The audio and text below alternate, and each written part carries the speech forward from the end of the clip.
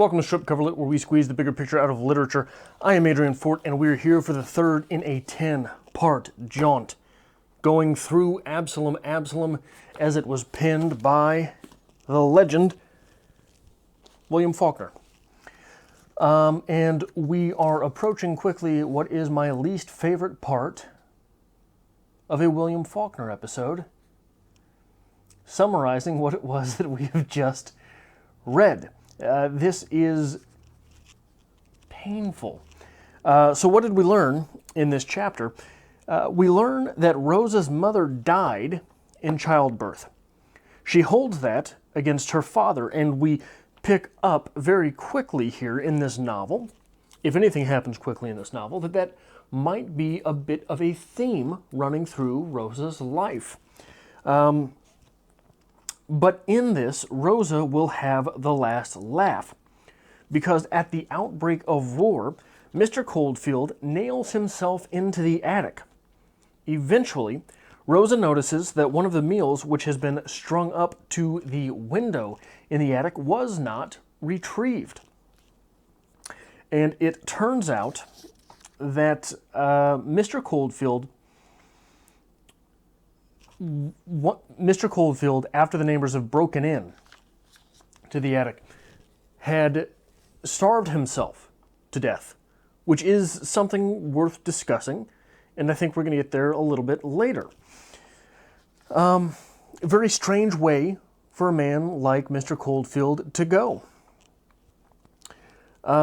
They find his body in uneaten meals. Not to be outdone, Rosa's sister Ellen dies too. This is another theme running through Rosa's life. And after this, Rosa takes to it that she will move to Sutpens Hundred. We get here some back story, which is seemingly the way Faulkner works in general. As I said in that first episode, you've got to pay attention to what's going on in the scene, because it will provide framing for what is actually going on in the novel. These things are all being explained to young Quentin. Quentin being a young man who is on the brink of leaving what can be very quintessentially seen as the Old South for education. Why does he need to know these things? Because what we're doing is we are filtering the story through two storytellers, and we have to keep in mind to whom the story is being relayed. We get some more backstory about how Rosa watched Ellen become a real Southern lady, almost a countess. Ellen becomes someone that is very close to. It would be very easy. It would be as easy to imagine Ellen's character in medieval England as it is the 1860s South, which is interesting and certainly worth keeping in mind, as what we are doing here is we're very quickly watching the South transform from a place where essentially fiefdoms are everywhere, and manors and lords and countess and counts, into a modernized or modernizing, a bastardized land, because it is not modernized, but a modernizing bastard of society, which is where a lot of the tensions, not to the story, but to the story's framing, come from. I don't even think that was an actual sentence. I apologize for that. I hope to make it up to you. But yes, Ellen is growing into basically a countess at Sutpens Hundred. Henry, Sutpens' boy, went off to college much in the same way that Quentin is getting ready to do, and at some point brought back Charles Bawn, who semi comes out of nowhere. Another thing you've got to be... So, from my understanding about this text, The lineage and genealogy, or the timeline and genealogy in the back of this book, was added not because it is a necessary part of the storytelling through Faulkner's eyes, but it was added at the behest of his publisher. And be wary how you read it, because obviously the timeline will have spoilers for you. But I accidentally think I accidentally read a spoiler for myself in one of these short bios of these people. This is all very confusing, very confounding. Hopefully, we will get through this together. At some point brought back Charles Bawn, another of Sutpin's sons, who then, Bawn, left for New Orleans, and Sutpin also left for New Orleans. The Coldfield and Sutpin families are growing further and further apart throughout this chapter. We see a lot of disintegration between those clans. And Rosa is thereby becoming more and more isolated. But Rosa, nonetheless, has decided to make a dress for Judith with goods that she has stolen from her father's store. These are not the last things which will be stolen from her father's store, as at some point the store is looted by what we are left to presume are Southern soldiers. There was a drama, some type of calamity and hubbub at Sutpin's 100, after which Henry and Bawn leave. So what are we going to talk about here? And the first thing that I want to mention is that you are never, ever, ever to trust a chapter which ends in a question. "Ere you, Rosie Coldfield," he said. Wash Jones, riding Sutpin's remaining mules, stopped in front of the house and began to shout her name. She had seen him before, but she did not recognize him. A gaunt, gangling man, malaria-ridden, with pale eyes, and a face that might have been any age between 25 and 60. Sitting on the saddleless mule in the street before the gate, shouting "Hello, hello," at intervals until she came to the door, whereupon he lowered his voice somewhat, though not much. "Ere you, Rosie Coldfield," he said. Never trust a chapter that ends in a question. We are getting into, I'd like to say we're getting into no good, but we're certainly, we haven't been in the good yet. We're getting into less and less good. More and more ungood. More and more anti-good. So let's turn to page 65 where we get this statement. This is about Mr. Coldfield, who had locked himself into the attic upon the outbreak of war. This is given to us by Quentin's father in this chapter.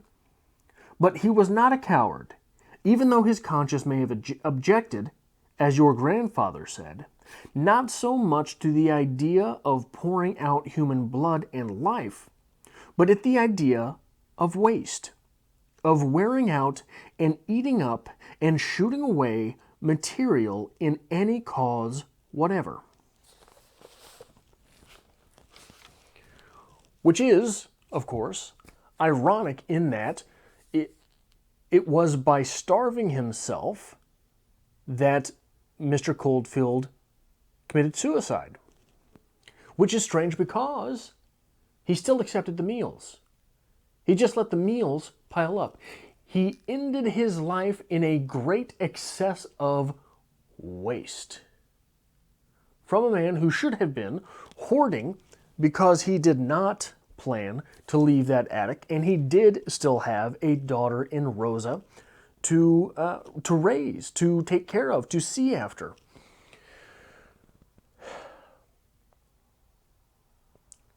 This Mr. Coldfield is a very retentive type of individual. Very upright, very retentive, very saver-like, very someone who objects to war more over the idea of waste than revolution, is someone who has a very stand-still view of life. And that is quintessentially, if I can use that word for the second time this episode, the reason that he has to go in this story. In this story, nothing can stay the same. Nothing can stay stationary. Nothing can hold still. The world, to these people, is changing, is leaving, is ending. And so someone who is so steadfastly idle is not allowed to exist, recognizes this, and sees himself out. Along with this, this is how we know that we are in the novel of an artist. I have long contended that literature is within the reader, not the writer. Hand me the Sunday funnies and I can show you some literature therein. Literature is within the reader, not the writer. That said, literature can be distilled. The groundswell for literature can be seeded by the author. It can also be preempted. Anytime an artist decides to tell his or her audience what their work is to be used for, it becomes propaganda. It relegates the consumer of that art strictly to consumer, not to moral agent and decision maker. So why does that come into play when looking at Mr. Coldfield in this story? Because William Faulkner was an individual who was so sure he needed to be in the war in World War I. Not only did he go to enlist to the army, but when the army told him he was not physically fit to serve, he went to Canada. Anybody's physically fit to serve in the army in Canada, right? So he went to Canada to be part of the British Army of Toronto during World War I. Apparently, from what I understand, he did not see any live action of the war. But when you're considering someone was willing to uproot from his life and move to a different country in order to serve in a third country on a second continent, that says something about that individual. William Faulkner was obviously someone that was not against the idea of war, and someone to whom the dereliction of an individual to nail himself in an attic to avoid war would have probably been a character Faulkner in his own life would have judged very harshly and severely. He's not doing that in this text. He's telling us here, this guy who boarded himself into the house with women in order to avoid war, a war that would have been viewed on as protecting his way of life and his kinfolk's way of life, that would have been an objectionable person, presumably, to someone like Faulkner, who traveled great distance and went through humiliation of enrolling the first time to be told, hey, bud, you're 5'5", don't think we got anything for you. But he does not judge this individual. He tells us this individual is not a coward. This individual would have been thrust into a situation which was so far removed from those things which he valued, thrust into the idea of waste, that he couldn't do it. That he couldn't do it. But he's not a coward. Faulkner is very sure to let us, the reader, make up our own mind about Mr. Coldfield. There's no propaganda in that. And along those lines of Mr. Coldfield boarding himself up, we get back to the idea of pairings. We get back to this idea of twain. Sutpen and Mr. Coldfield must be viewed in how they respond to, interact with, and inform the reader about the other. Sutpen, I will not say seems to be charging into war foolhardily, but the aggression of the war machine seems to be the same type of blood that runs through this individual's veins that is so domineering. He was able to do all of these things, manifest all of these things that people in the town had never seen before, is able to come along and be so impressive an individual that the people in the town have no comparison for him. And when they are not just standing back in awe of Sutpen, they're trying to stop him. They're trying to arrest him off of assumption. And we get a little nugget about Henry as well. Henry being Sutpen's son. He was as tall as his father now, and that he sat the mare with the same swagger, although lighter in the bone than Sutpen, as if his bones were capable of bearing the swagger, but were still too light and too quick to support the pomposity.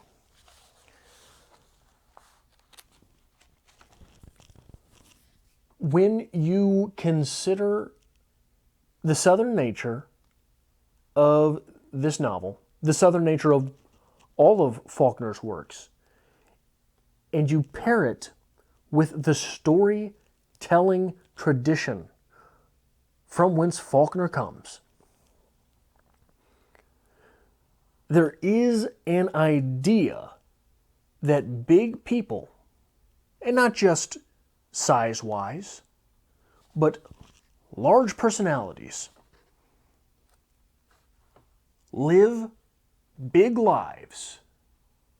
They do big things, and they make bigger mistakes. It is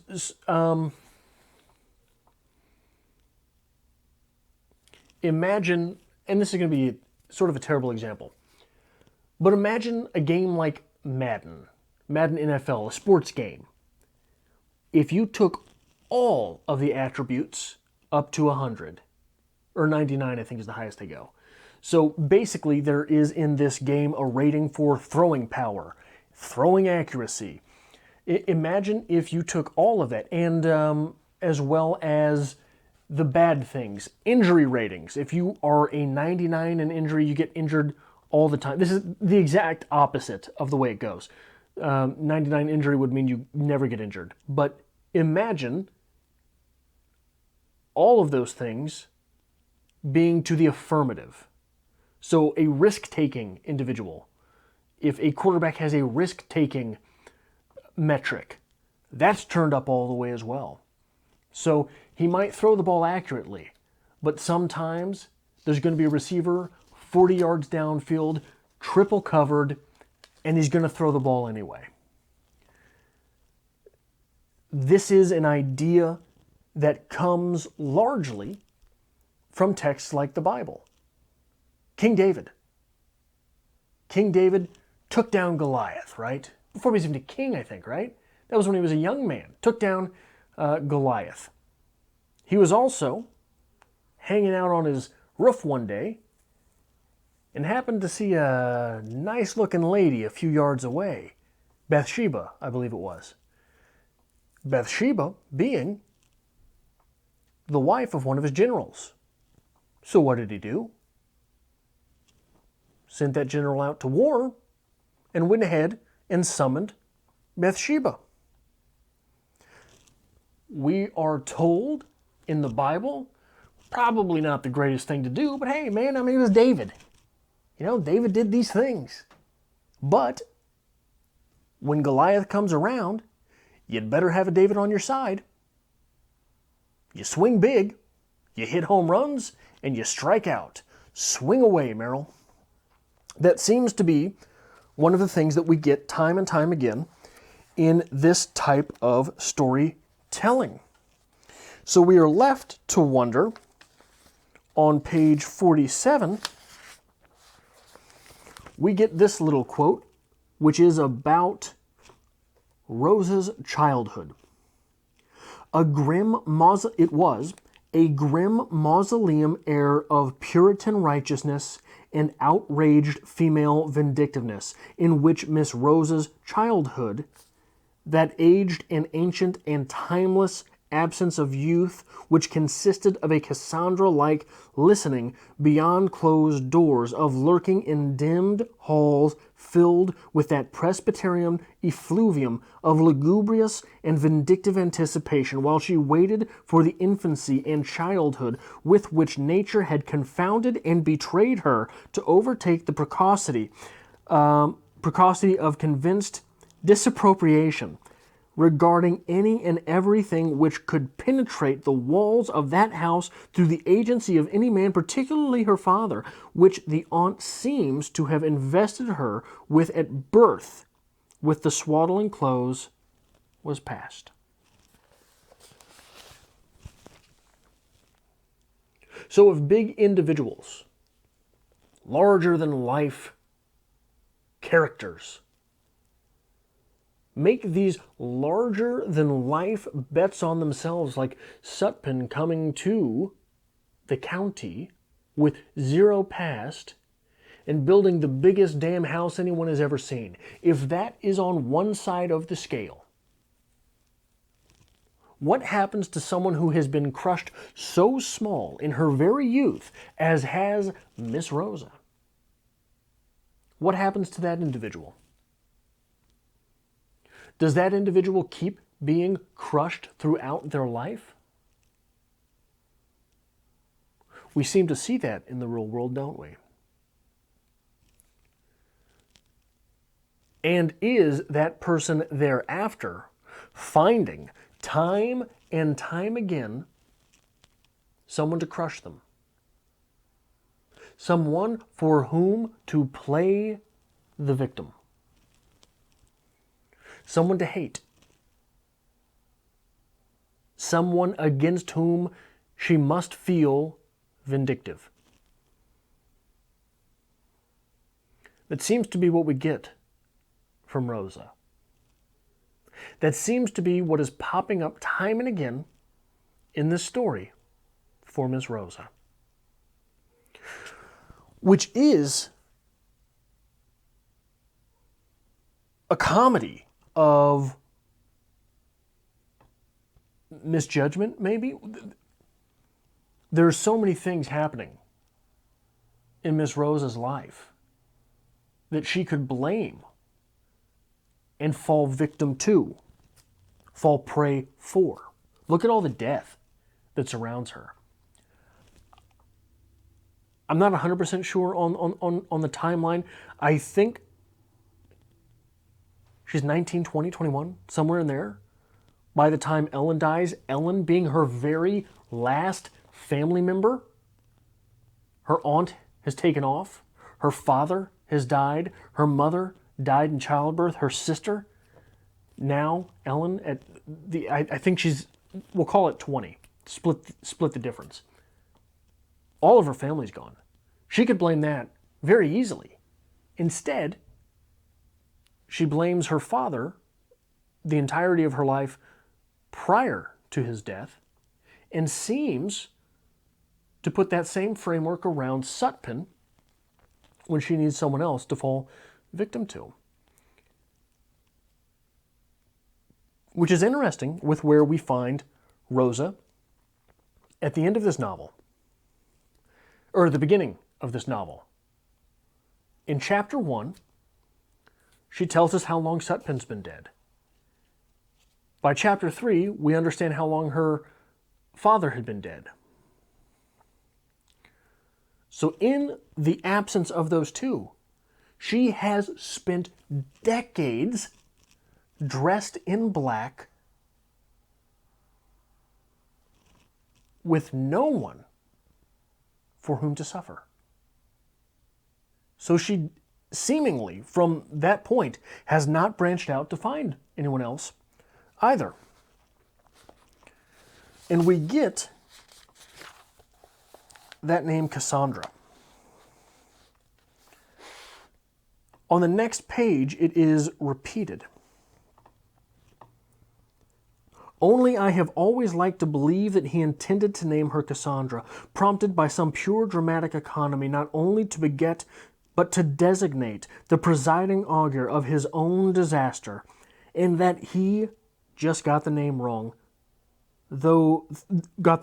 through a mistake natural in a man who must have almost taught himself to read. When he returned home in 66, she had not seen him 100 times in her whole life, and what she saw then was just that ogre face of her childhood, seen once and then repeated at intervals and on occasions which she could neither count nor recall, like the mask in a Greek tragedy, interchangeable not only from scene to scene but from actor to actor, and behind which the events and occasions took place without chronology. Sounds familiar. Or sequence, and leaving her actually incapable of saying how many separate times she had seen him, for the reason that waking or sleeping, the aunt had taught her to see nothing else. Cassandra, the definition of that name, means one who prophesies doom. And it's also proof that, yes, Faulkner pays attention to names in his pieces. So that's all. That's all I think I've got for this episode. I hope to see you next week as we take on Chapter 4 of Absalom, brought to us by William Faulkner. Given to us, gifted to us, as if manna from heaven, from William Faulkner.